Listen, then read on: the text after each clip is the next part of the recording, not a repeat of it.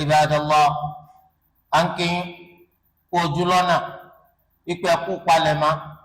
oṣù Ramadan alápọ̀nlé, oṣù Ramadan abibùkún, eléyìí tó ṣe wípé ó ń bọ̀ lọ́nà, ó ti súnmọ́ wa pẹ́kípẹ́kí. Abẹ́ Allahu azza wa jal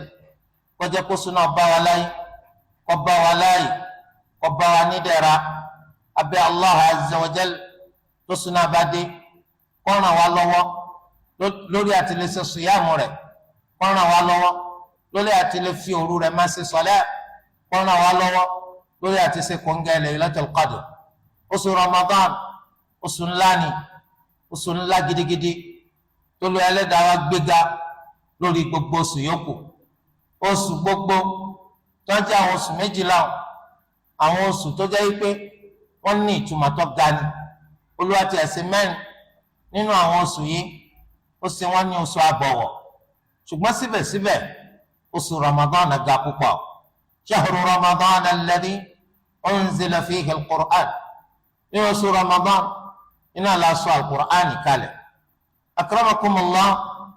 oṣù Ramadan yìí báyìí nígbà tí ó bá di ọjọ́ mẹ́jọ tí ń bọ̀ nírú ọjọ́ Jumu'ah yìí, á ti wà nínú oṣù Ramadan bi idhnillahi azza wa jal. Oṣù Ramadan yìí ẹ jẹ́ ká ṣàkíyèsí o, oṣù tó lu Ẹlẹ́dàá wa tó máa ń ṣàforíjì ẹ̀ṣẹ̀ ni fún àwọn ẹrú rẹ̀. Ẹ wọ àwọn nǹkan mẹ́ta yìí Ànábì sallallahu alayhi wa sallam tọ́ka sí. Ó ní man sama Ramadana imanan wa ihtisaban ghufira lahu ma taqaddama min dhanbihi.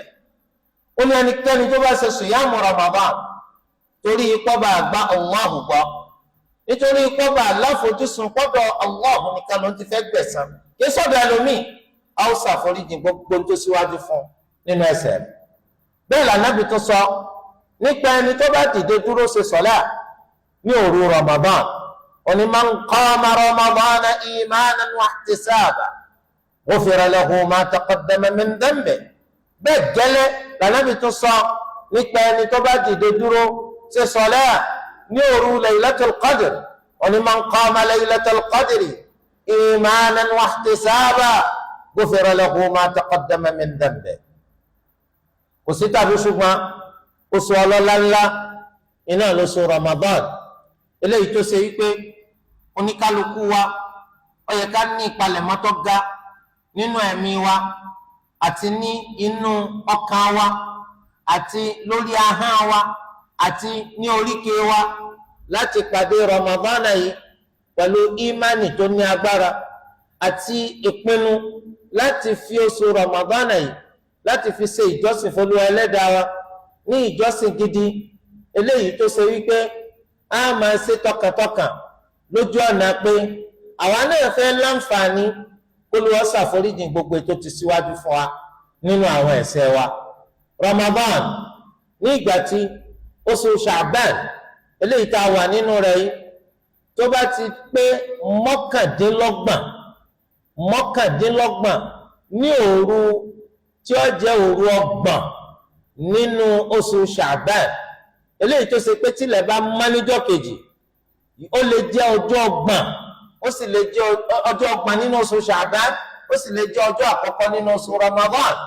Nígbà tó òru bá ti wọ̀ ní ọjọ́ kọkàndínlọ́gbọ̀n tó òru bá ti wọ̀, à ń fẹ́ kí gbogbo àwa mùsùlùmí ká jẹ́ pé à ń wá oṣù,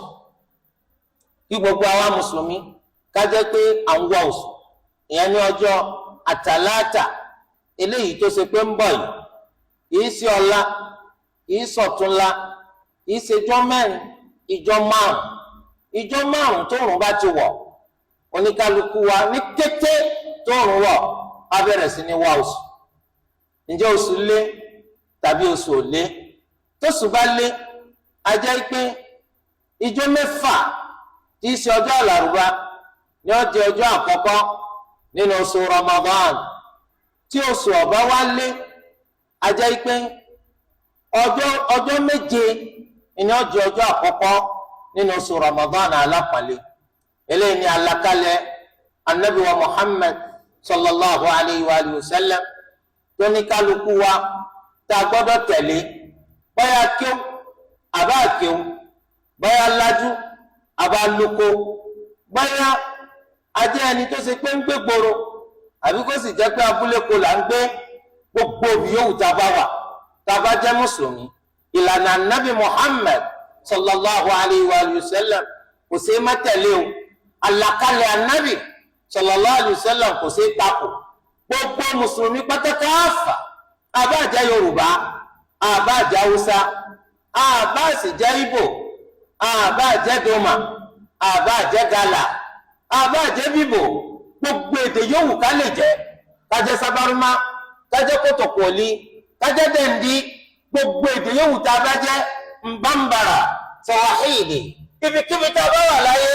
ìlànà Nabi sallallahu alayhi wa sallam kò sí má tẹ̀lé torí ẹ̀ nígbà tá a bá tó rọ́ọ̀sù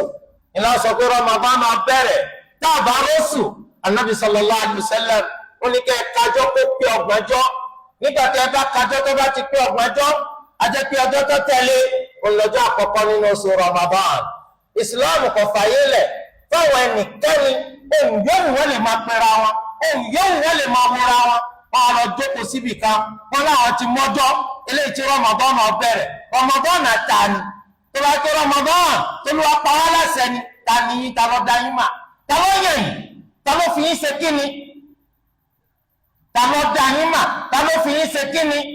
tẹ́ẹ̀fì máa gbẹnu tání sọ̀rọ̀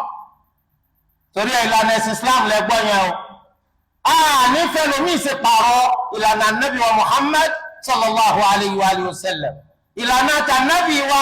onípe sumu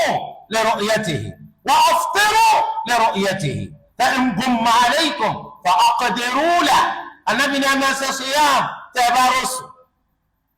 ẹ máa ṣe siyam tẹ́ ẹ bá rọ́ọ̀sù tẹ́ ẹ bá rọ́ọ̀sù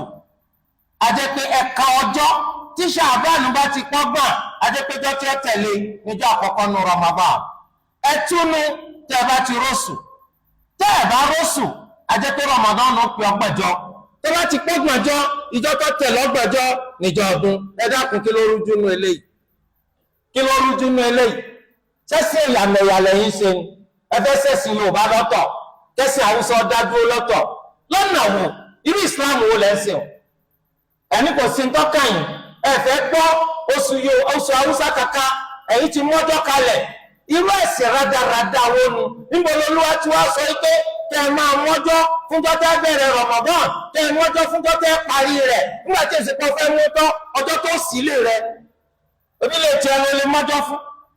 Ramadan ẹ̀sìn ni Olúwa Ẹlẹ́dàá ló gbé kalẹ̀ ó sì fòfin lé báwo lẹ́sẹ̀ máa bẹ̀rẹ̀ rẹ̀ báwo lẹ́sẹ̀ máa parí rẹ̀ gbogbo ẹni tí bá ń tẹ̀lé ẹni tó sọ páwọn amúdéètì aláìmọ̀kan ní bíi tiwọn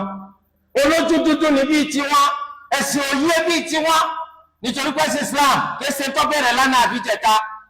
mo lè gbé pọ́ńtò ṣe bẹ́ẹ̀ láyé tó wà lọ péjọ sí kọ́nà kan ẹ̀wà lè ti mú déètì kalẹ̀ ìjọba ilẹ̀ yẹn bẹ̀rẹ̀ síyàwó ewo wọn ni àmọ́ àrètí ọba Sokoto báwo ṣé bọ́ba Sokoto ni bẹ́ẹ̀ ni ọba Sokoto ni ewo lẹ́yìn ọba Sokoto lòun ọba tìbò lẹ́yìn lẹ́yìn fi lẹ́tọ̀ láti mú déètì fún tani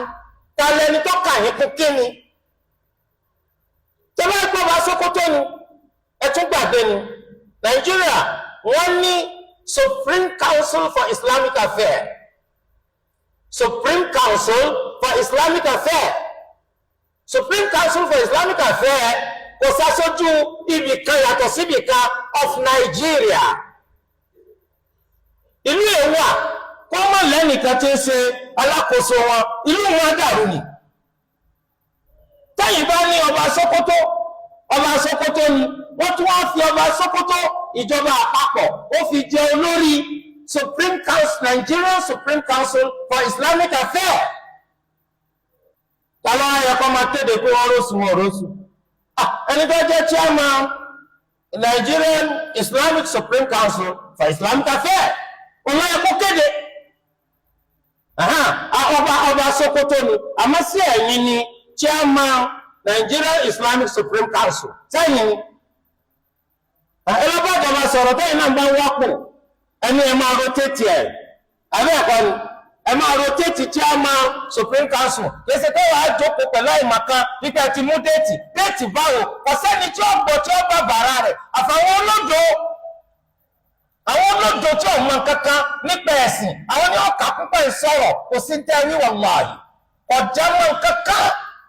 ọ̀rọ̀ tí ò nítumọ̀ la mahalla lahu min al-wujud kò rí bí jókòó nínú ìgbésí ayé àwọn yẹn ti lajú kọjú odò yẹn náà àwọn tí máa pariwo lórí rọ ìgbà déètì tí wọ́n wó mú ìwọ owó gẹ́gẹ́ bíi ta ni àwọn èèyàn mẹ́sìn ni àbọ̀dọ̀ ń dà wọ́n láàmú bíi tiẹ̀ torí de eléyìí ọba Sokoto ni ṣùgbọ́n ní chairman Supreme Council for Islamic Affairs ní Nàìjíríà ó tí ìyẹn lómi èyí náà fẹ́ tó lórí Supreme Council èyí ò ní what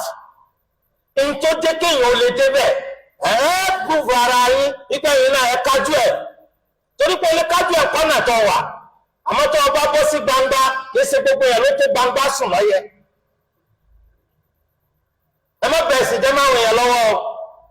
ẹ má sọ Islam di rádaràdá máa wọ̀nyẹn lọ́wọ́ bẹ́ẹ̀ ti ṣe sọ́ di rádaràdá mọ́ra yín lọ́wọ́ ẹ má bẹ̀rẹ̀ sí jẹ́ máa wọ̀nyẹn lọ́wọ́ bí Islam ti ṣe wà nù ìwọ náà ọ̀pọ̀lọpọ̀ gbọ́gbọ́kúgbọ́ tẹ́nìkan sọ ọmọ retí tí wọ́n ti rọ́ọ̀sù àbí wọ́n ti rọ́ọ̀sù tani ó sì kéde pé wọ́n rọ́ọ̀sù ẹni tó jẹ́ chairman Supreme Council for Islamic Affairs ní Nàìjíríà kése Congo làwà kése Namibia làwà àti ní Zambia Nàìjíríà kálukú nílùú wọn náà ní ètò tó ń tẹ̀lé wọ́n ní tíjọba wọn gbé kalẹ̀ tani ó kéde tẹ́tẹ̀lé Nàìjíríà bí Supreme Council for Islamic Affairs ẹni tó jẹ́ chairman wọn ní ó kéde àwọn òsì lórílẹ̀-èdè bòmí Nàìjíríà làwà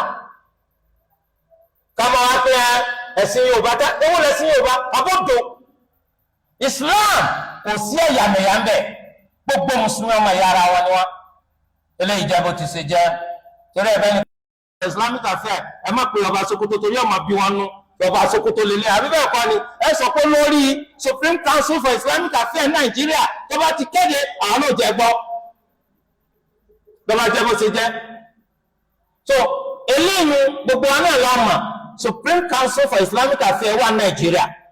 chairman wa iná lọ́ba Sokoto oní ó kéde lọ́ba ti kéde alhamdulillah ọ̀rọ̀ wa kéde wọn ò rọ́sùn ni wọ́n rọ́sùn àwọn ṣẹ̀ṣẹ̀ yà ta ni ó forí rẹ̀sẹ̀ òun náà ni ó forí rù tọrọ parọ́ fún wa nù tí wọ́n bá sì rọ́sùn tó ní wọn ò rọ́sùn ta ló parọ́ fún wa òun ni ó forí rù nítawa sí mà oníkẹ́nìkan ò ní máa mà parọ́ fún àdúrà ló mọ̀ yìí káwọn wá jẹ́ pé wọ́n ṣàṣìṣe nínú bí wọ́n ṣe rọ́sùn àti bí wọ́n ṣe kéde lábẹ́ òfin ṣẹ̀ríà ọ̀dà fún wa tẹ̀lé dúró tiyín lọ kò sí ní ta fẹ́ fi rán yín ṣe torí pé léyìí ìwádìí kúnlẹ̀ nínú fiqh a ti sọ fún yín rí nínú fiqh wọ́n ní ká rí pé wọ́n ṣàṣìṣe bí wọ́n ṣe rọ́sùn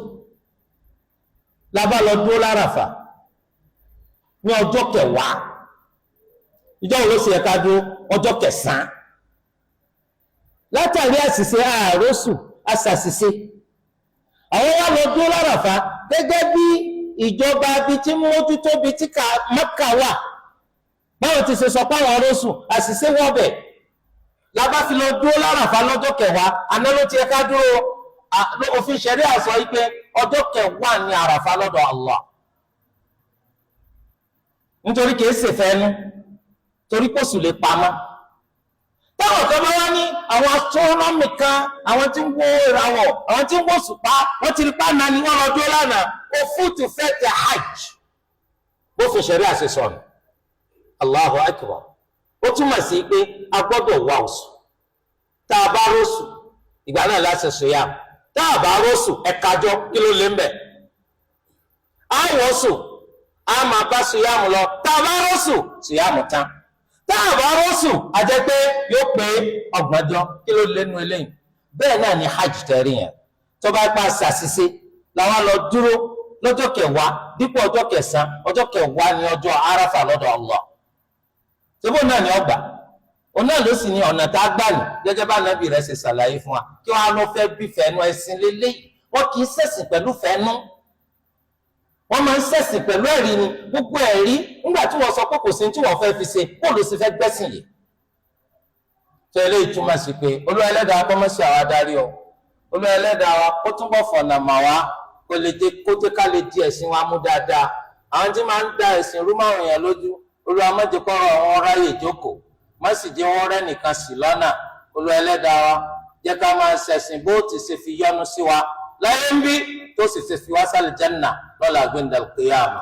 kárántì wípé ọ̀gá wa anabi Muhammad sallallahu alayhi wa sallam ẹni tó lu àtàtàrà rẹ̀ tó fi àwọn dáadáa yìí mà wá nínú wọ rẹ̀ lórí wa wọn náà ní kálukú wa ká máa ṣe àsọ̀látù pàápàá jùlọ ní òru àtọ̀sánjọ́ Jumu'ah. anabi sallallahu alayhi wa sallam ó ní ẹ máa ṣe àsọ̀látù fún mi lọ́pọ̀lọpọ̀ ní òru àtọ̀sánjọ́ Jumu'ah. Allahumma salli ala Muhammadin wa ala ali Muhammad kama sallaita ala Ibrahim wa ala ali Ibrahim innaka Hamidum Majid wa barik ala Muhammadin wa ala ali Muhammad kama barakta ala Ibrahim wa ala ali Ibrahim innaka Hamidum Majid wa sallim tasliman kathira warda Allahumma 'anil khulafa'ir rashidin al-a'immat al-mahdiyyin Abi Bakr wa Umar wa Uthman wa Ali wa an sa'iri ashabi nabiyyika ajma'in wa 'anna ma'ahum wa 'an at-tabi'in lahum bi ihsan ila yawm الدين wa 'anna ma'ahum بمنك وإحسانك وكرمك يا أرحم الراحمين. اللهم أعز الإسلام والمسلمين وأذل الشرك والمشركين ودمر أعداء الدين من الكفرة والملحدين ومن شايعهم. اللهم قل لنا ولا تكن علينا وانصرنا ولا تنصر علينا وأيدنا ولا تؤيد علينا وامكر لنا ولا تمكر بنا واهدنا ويسر الهدى لنا. اللهم إنا نسألك بأنك أنت الله لا إله إلا أنت الأحد الصمد الذي لم يلد ولم يولد ولم يكن له كفوا أحد أن تقضي لنا حوائجنا كلها دقها وجلها سرها وعلانيتها أولها وآخرها ظاهرها وباطنها برحمتك يا أرحم الراحمين. ربنا آتنا في الدنيا حسنة وفي الآخرة حسنة وقنا عذاب النار. وصلى الله وسلم وبارك على سيدنا محمد وعلى آله وصحبه أجمعين. قوموا إلى صلاتكم يرحمكم الله.